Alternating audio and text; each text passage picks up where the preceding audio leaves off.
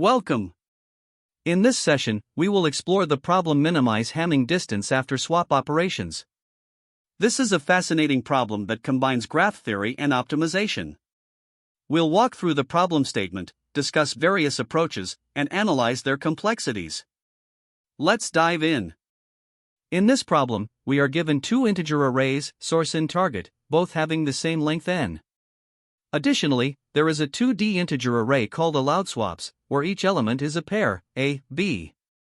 This means that we are allowed to swap the elements at indices a and b in the source array.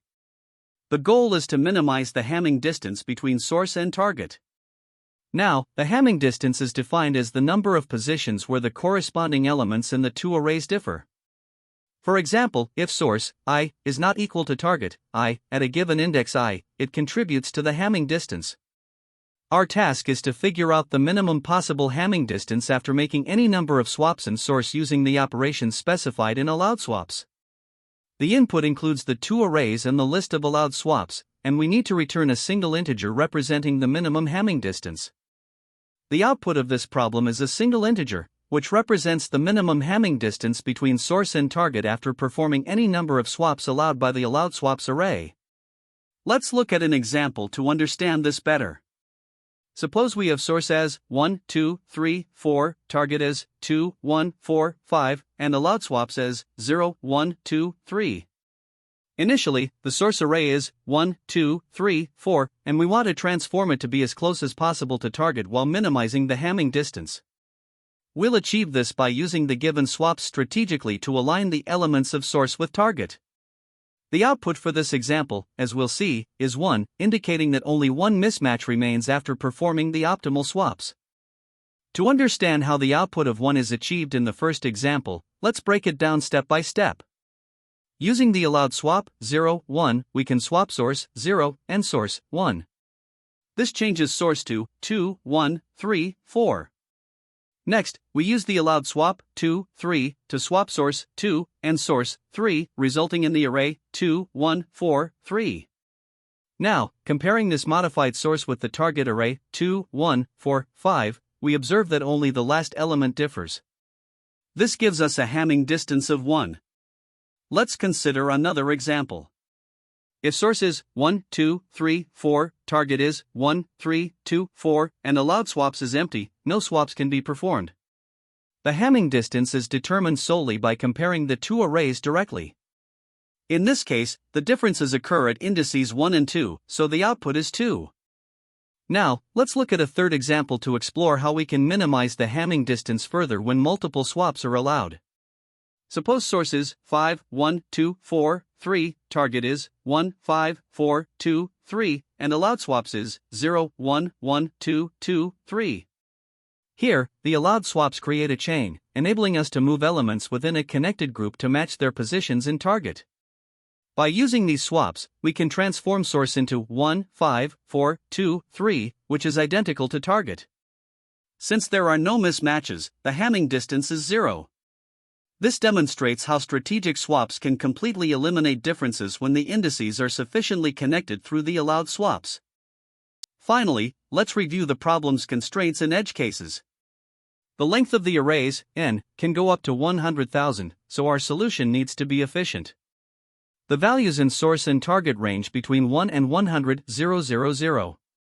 The allowed swaps array can have up to 100,000 pairs, where each pair, A, B, represents unique indices, and A is not equal to B. Key edge cases include scenarios where no swaps are allowed, meaning the Hamming distance is simply the number of mismatches. On the other hand, if all indices are connected through swaps, we can permute source freely within connected groups to match target. For large arrays, efficient algorithms like union find or graph traversal are essential to handle the problem within the constraints. Additionally, the algorithm must account for duplicate values in the arrays, ensuring they are matched correctly within connected components.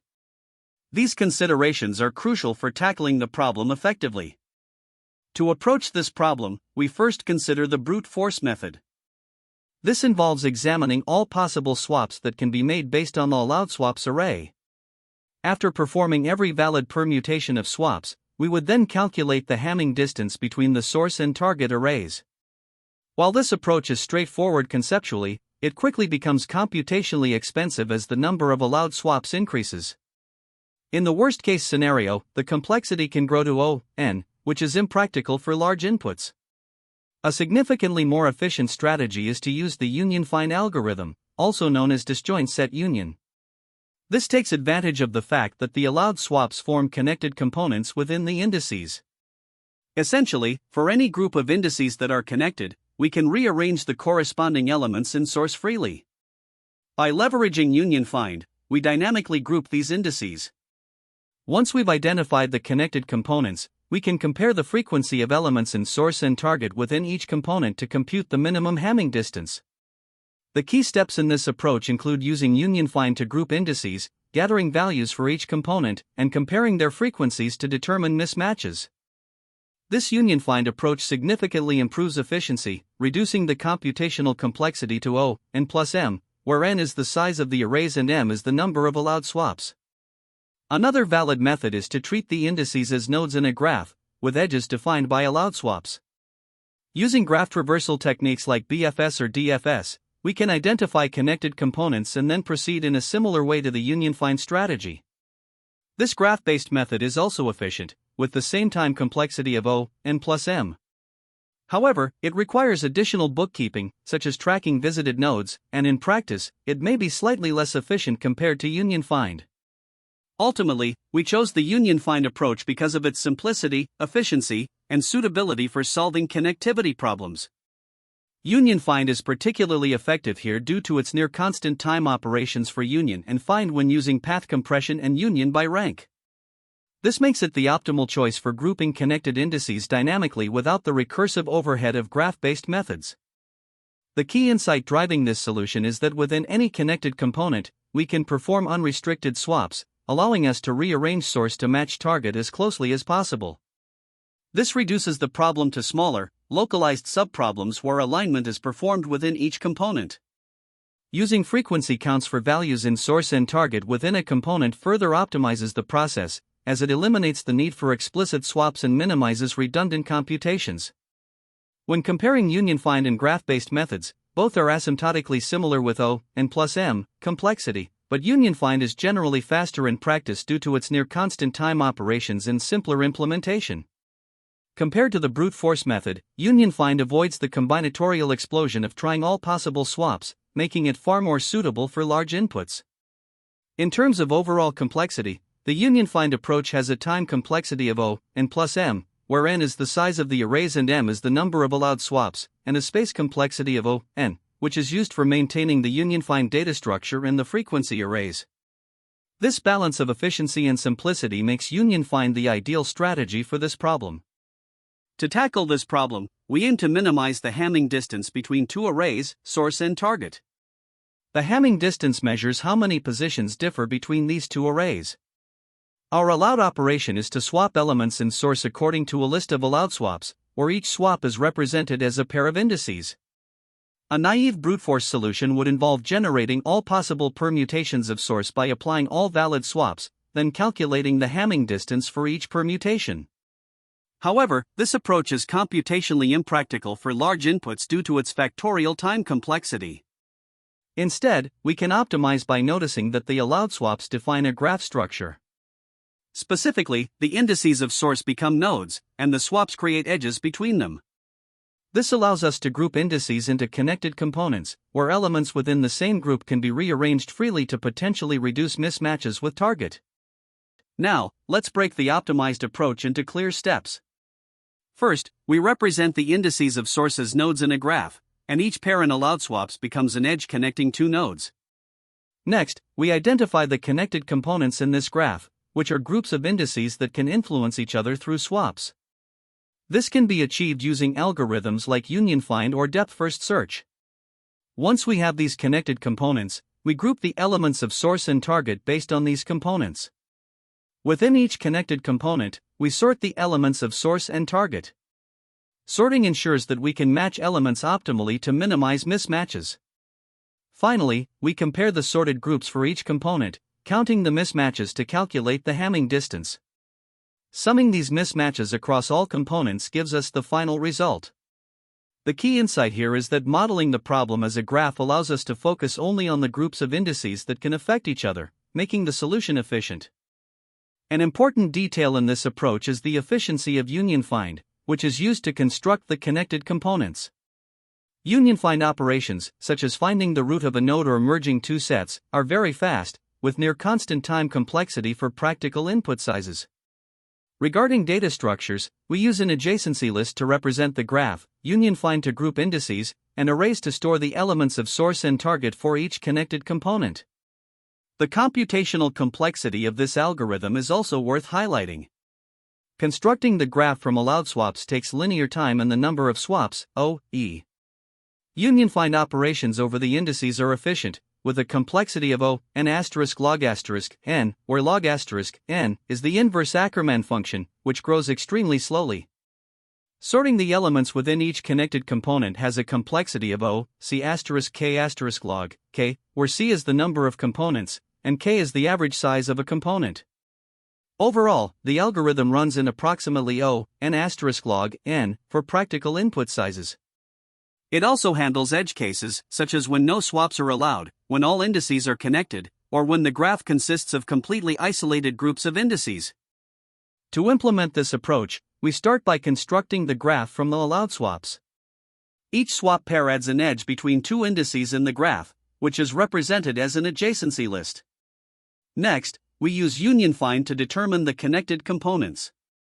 The union find structure includes two core functions: find, which locates the root of a given node, and union, which merges two sets by connecting their roots. As we iterate through the allowed swaps, we use the union function to group indices that are directly or indirectly connected. After processing all swaps, we iterate through the indices of the source array and use the find function to determine the component each index belongs to.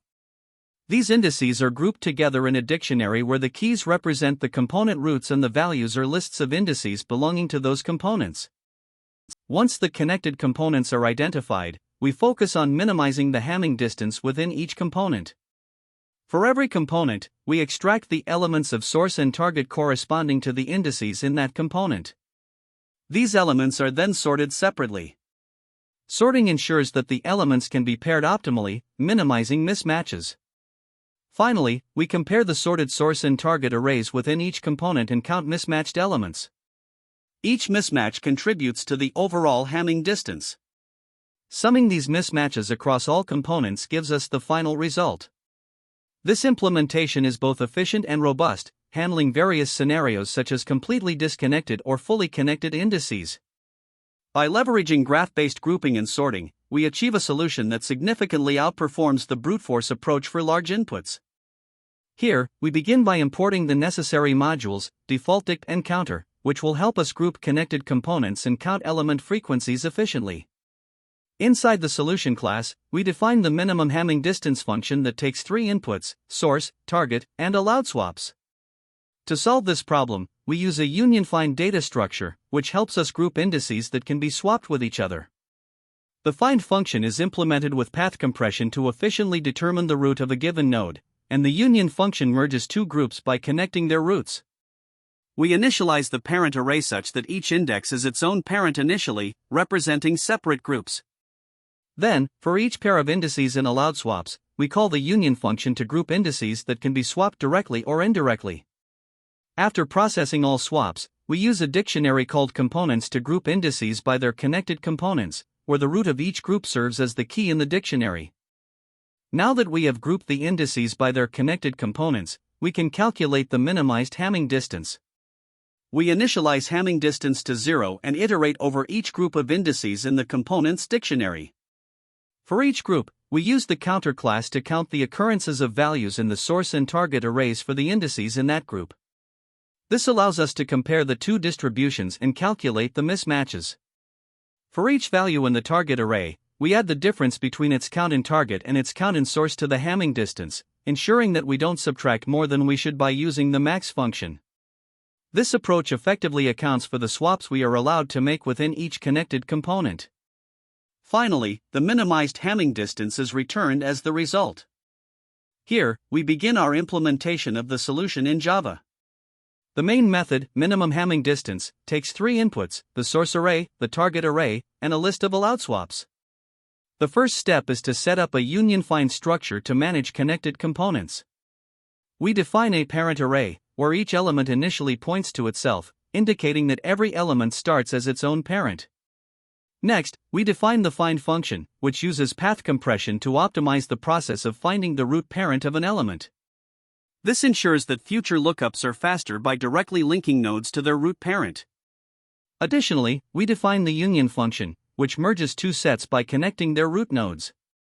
If the two elements belong to different sets, we update the parent of one root to point to the other, effectively combining the two components. Now, we use the union function to process all the allowed swaps provided as input. Each allowed swap connects two indices, and by performing the union operation on these pairs, we group elements that can be swapped into the same connected component. After processing all swaps, we organize the elements into groups based on their connected components. This is done using a hash map where the keys represent the root of each component, and the values are lists of indices that belong to that component. Next, we initialize the calculation of the minimized Hamming distance. For each group of indices in the connected components, we count the occurrences of each value in both the source and target arrays. This is done using two separate maps, source count and target count, where the keys are the values from the arrays, and the values represent their frequencies within the current component.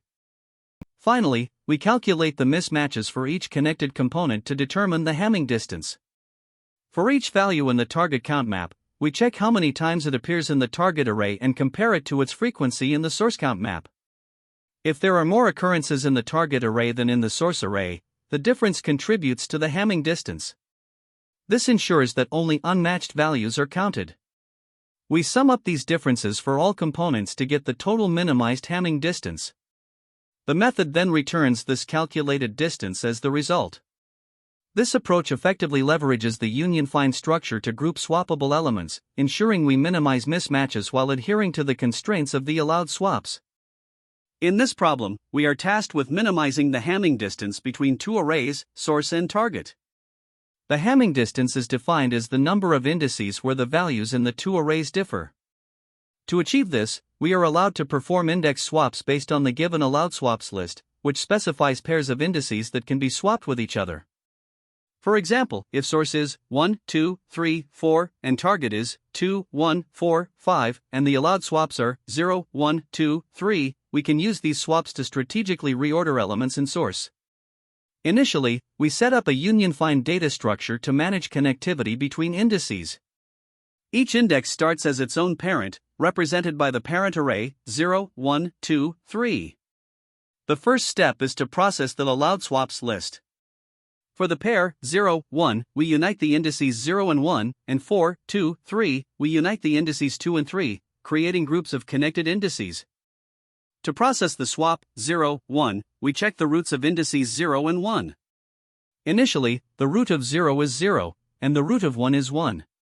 Since these roots are different, we union them by updating the parent of 1 to 0, resulting in the parent array 0, 0, 2, 3.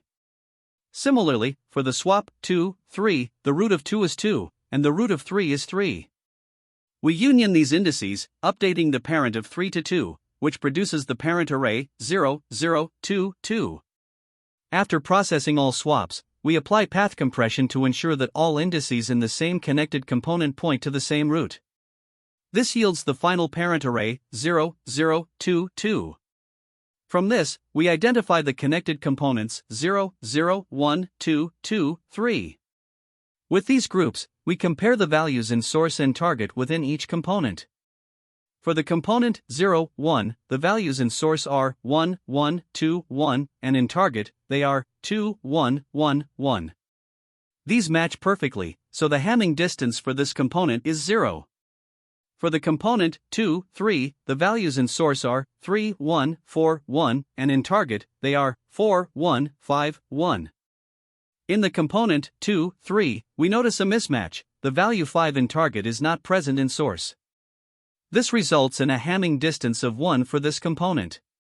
Adding up the distances from both components, the total Hamming distance is 0 plus 1 equals 1. Therefore, the output for this example is 1. Now, let's look at another example where source and target are both 1, 1, 1, 1, and there are no allowed swaps. In this case, the initialization step remains the same, with the parent array starting as 0, 1, 2, 3. Since the allowed swaps list is empty, no unions are performed, and each index remains its own parent. As a result, the connected components are 0, 0, 1, 1, 2, 2, 3, 3. Each index forms its own isolated component, and because all values in source and target are identical, the Hamming distance for all components is 0. With no mismatches across any components, the total Hamming distance for this example is simply 0. The output is therefore 0. Let's now consider a more complex example where source is 5, 1, 2, 4, 3, target is 1, 5, 3, 2, 4, and the allowed swaps are 0, 1, 1, 2, 3, 4. The initialization step sets the parent array to 0, 1, 2, 3, 4. Processing the swaps, we begin with 0, 1, which unites nodes 0 and 1. This updates the parent array to 0, 0, 2, 3, 4. Next, the swap 1, 2 unites nodes 1 and 2, updating the parent array to 0, 0, 0, 3, 4. Finally, the swap 3, 4 unites nodes 3 and 4, resulting in the parent array 0, 0, 0, 3, 3. After applying path compression, the connected components are 0, 0, 1, 2, 3, 3, 4. For the component 0, 1, 2, we compare the values in source and target. In source, the values are 5, 1, 1, 1, 2, 1, and in target, the values are 1, 1, 5, 1, 3, 1. Here, there is a mismatch. The value 3 from target is missing in source. This contributes a Hamming distance of 1 for this component. Moving to the component 3, 4, the values in source are 4, 1, 3, 1, and in target, they are 2, 1, 4, 1. Again, there is a mismatch. The value 2 from target is missing in source, which adds another Hamming distance of 1. Combining the distances from both components, the total Hamming distance is 1 plus 1 equals 2. The output for this example is 2. To summarize, the union find algorithm enables us to identify connected components of indices that can be swapped, treating them as interchangeable. By grouping values in source and target within these components, we minimize the Hamming distance by aligning values optimally. This approach is efficient, as union find operations are nearly constant time, making the algorithm well-suited for handling large inputs. By focusing on the connected components, we can compute the Hamming distance in a structured and computationally efficient manner. To understand the time complexity of our solution, we can break it down into distinct steps. First, initializing the union find data structure involves setting up a parent array, which requires n time, where n is the size of the source array. Next, we process the allowed swaps to establish connections between elements. For each pair, A, B, union and find operations are performed, and thanks to path compression, these operations have an amortized time complexity of O, alpha, n, where alpha, n, is the inverse Ackermann function, which grows extremely slowly. Since there are m pairs in allowed swaps, this step requires O, m asterisk alpha, n, time. Afterward, we determine the connected components by performing a find operation for each of the n indices in source. As each find operation also takes O, alpha, n, this step contributes O, n asterisk alpha, n, to the total time complexity. Lastly, building the components map, which involves iterating over the source array and adding indices to the components dictionary, requires O, n, time as well. The final step in the process is calculating the minimized Hamming distance. For each connected component, we count the frequencies of elements in both the source and target arrays. If the size of a component is k, counting the elements in each array takes O, k, and comparing their counts also requires O, k. When we sum these operations over all components, the total time for this step becomes O, n. Since the combined size of all components is n, adding up the time complexities of all steps, we get O, n, for initialization, O, m asterisk alpha, n, for processing allowed swaps, O, n asterisk alpha, n, for finding connected components, and O, n, for both building the components map and calculating the Hamming distance. Simplifying this, the total time complexity becomes O, m asterisk alpha, n, plus n. Analyzing the space complexity, the union find data structure is our first consideration.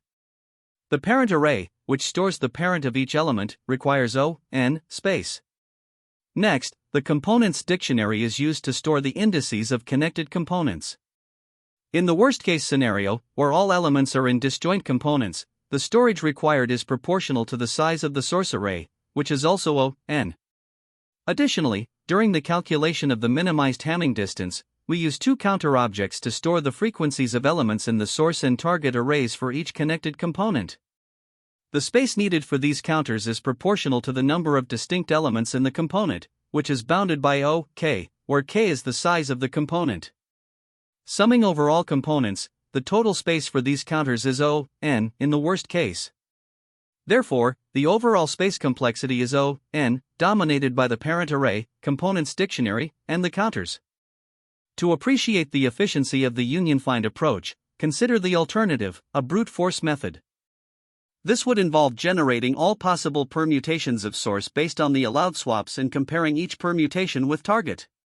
The number of permutations could grow exponentially, up to O(2 to the power of m, where m is the number of allowed swaps, resulting in an unmanageable time complexity.